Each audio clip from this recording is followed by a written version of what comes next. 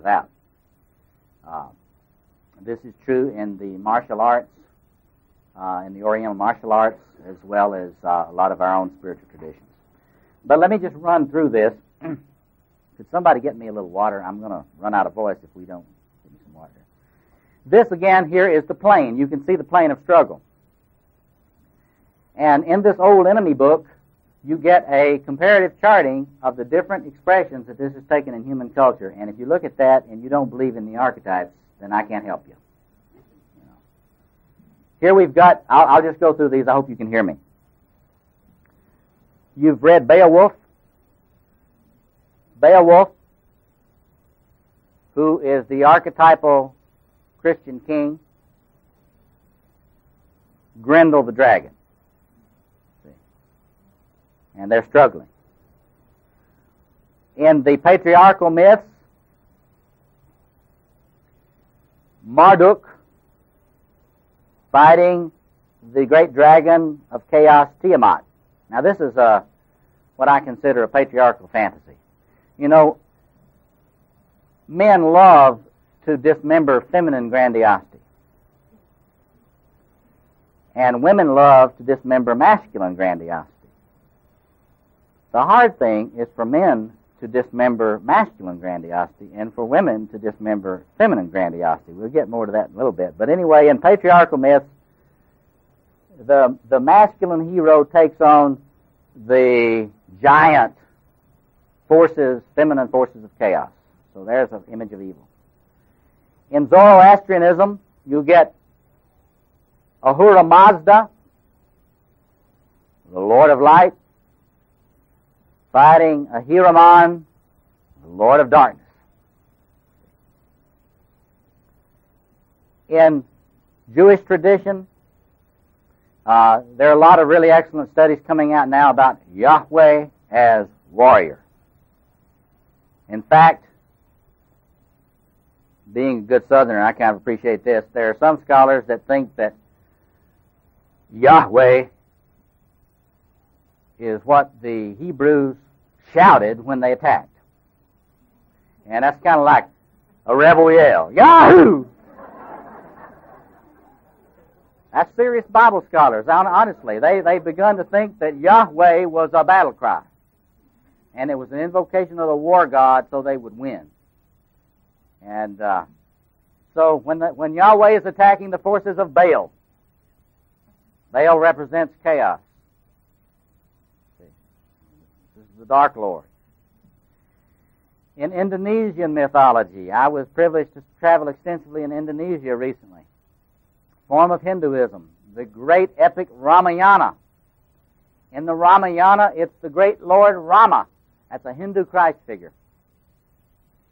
And who he is in struggle with is Rahwana. I started to bring my great Rahwana mask. I thought I better wait until I practice with that thing a little bit more so we don't get anybody possessed during any of these conferences. But I mean, it's a great demon face, you know. But Rahwana is the great Lord of evil, the great Lord of chaos. And Rama, the whole Ramayana is the story. And in Indonesia, this myth is alive. This is if you don't go to the movies so much in Indonesia as you go to the dances in the center of the towns. And all people of all ages come out, and everybody has tried out to be the different parts in this epic, and they present on the stage the Ramayana. And everywhere you look, it's the Ramayana. And they dance this myth. And it's alive for them. And on their ancient temples, this is the myth that's on their temples. You can study Hinduism in America and never even learn about this. Hinduism is this, that, and the other. But in Indonesia, Hinduism is the Ramayana. And of course, in our myth, you get the Christ-Satan conflict. Yes? You also find in Revelation, Lamb of God, Antichrist. Exactly. Now, see what I'm trying to get you to see. We're just doing psychology now. This is just archetypal psychology. This is in your wiring, and this is not in your software. See? This is in the main drive.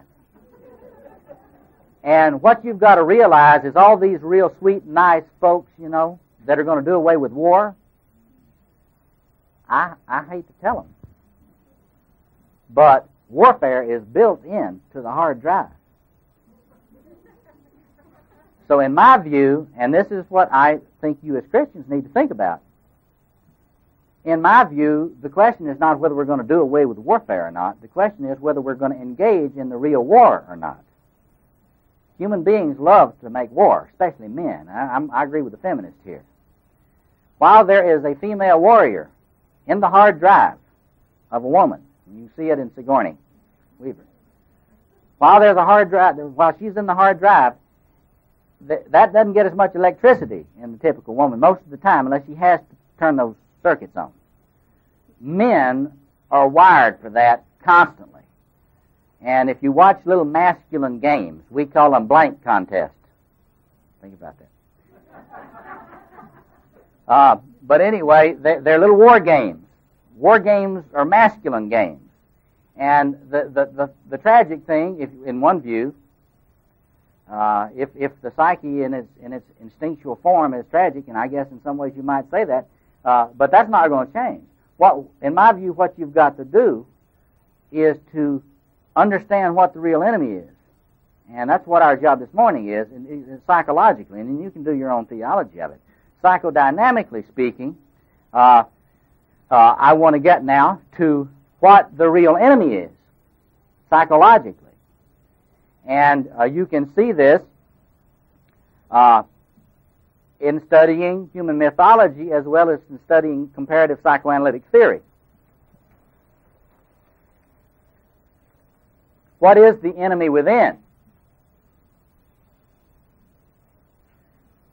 Now, I want to address just briefly Scott Peck's book, People of the Lie. His Road Less Traveled is a fine book. People of the Lie is a dangerous book and a very, very misleading book. Even at the time that Peck understands a lot of important points about this. Where I can say that I want to suggest that you look at Peck's book so you'll know its good points and its bad points. He identifies the psychodynamics of evil as lying in pathological narcissism. I want to suggest to you that, rightly understood, that is correct.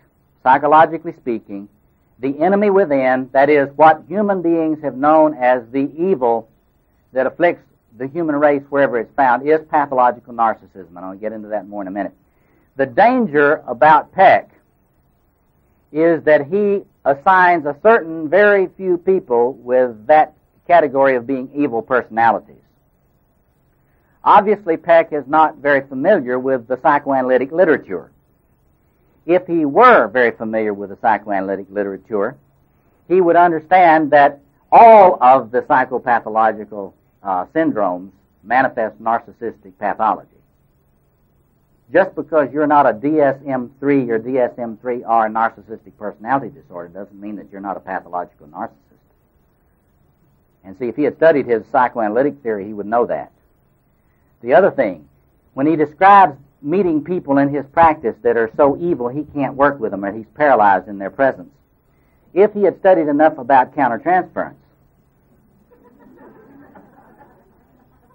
he would never have written that. He would have talked to his supervisor about it. I'm serious. That's embarrassing to see someone who is so widely touted as the great psychotherapist who doesn't understand more about countertransference than that. Now, I'm not questioning that a lot of the people that he may have experienced as virulently toxic in terms of pathological narcissism may well not have been tremendously sick narcissists. But any analyst that has a practice that doesn't cater merely to well-heeled neurotics will see very sick narcissists. And any honest psychoanalyst that's done enough analysis will know about the sector in their own personality that is full, eaten up with pathological narcissism. You show me an analyst who is not aware of their own residual, crazy,